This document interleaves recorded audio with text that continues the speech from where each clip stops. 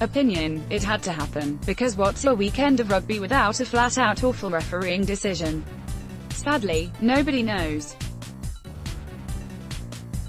That's how frequently games are being ruined by crazy decisions by referees, power-hungry television match officials, TMOs, and, perhaps most of all, the laws of the game. Yet World Rugby bosses continue to sit on their hands. The Waratahs Sunwolves Super Rugby match in Sydney on Saturday night was the latest to be tarnished by a head-scratching decision, after Sunwolves wing Samesi Masirewa was on Bernard Foley. Let's put it this way. When the Australian broadcasters say it didn't warrant anything more than a yellow card, you know something is wrong.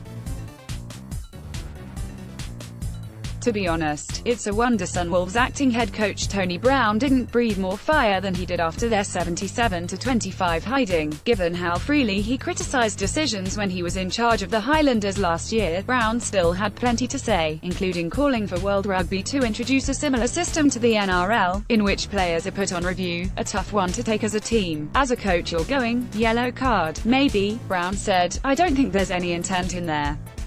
It was just unfortunate. He's not wrong. Only Argentine referee Federico Anselmi thought otherwise. Who knows if he was persuaded by a Waratahs player howling for a red card before he inspected the incident on the mammoth screen at Allianz Stadium. But Anselmi didn't waste a heck of a lot of time in deciding he would pluck the red card from his pocket, lifting tackle, landing on his head. Very dangerous. It's a red card, he told Masirewa. TMO Damian Mitchell-Moore agreed with the decision, and the Sunwolves went from leading 18-12 a few minutes earlier to being blown off the park. World Rugby laws state, a player must not lift an opponent off the ground and drop a drive that player so that their head and or upper body make contact with the ground. There's no arguing Masirewa lifted Foley past the horizontal, and that he hit his head. But Masirewa did not drop him, nor did he drive his head into the ground. Clumsy. Yeah. Unfortunate. Yeah. Red card. You've got to be kidding. No wonder Brown is calling for a review system to be introduced, particularly when similar, or worse, tackles weren't met with the same punishment. The inconsistency is what's most enraging. I think it was. All Blacks coach Steve Hansen said that just put players on report like they do in league and play on. Brown said. Waratahs coach Daryl Gibson agreed. He's Anselmi, following the letter of the law, and that's what he's required to do.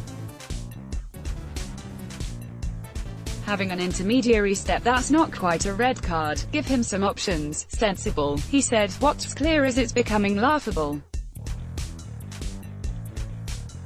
Slashing the rulebook in half at the start of the year clearly hasn't worked, and it's got to the point where people are going to start switching off due to the endless controversies shrouding the game. It's time World Rugby start listening to the people most affected by the constant blunders, and to start making changes.